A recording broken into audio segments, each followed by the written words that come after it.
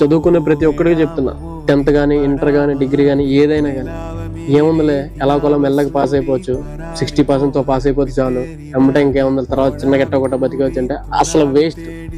చదివితే at least 85 to 90% ఉంటేనే చదవండి, లేకపోతే అసలు ఫస్ట్ నుంచి వేస్ట్. డిగ్రీ అయిన తర్వాత నువ్వు ఇచ్చే 60-70%తో జాబ్ కాదు కదా, మన ఫేస్ కూడా చూడట్లా. ముందు అటు నుంచి అంటే గేట్ నుంచి గేట్కి బయటికి పంపిస్తున్నాను.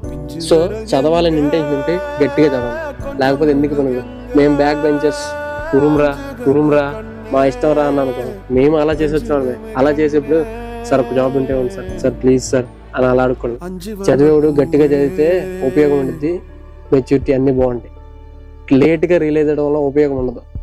పెద్దోళ్ళు చెప్పినప్పుడు వినాలా, వినకే మేము ఇలా అయిపోయాం. అర్థమవుతుంది కదా నేను చెప్పేది?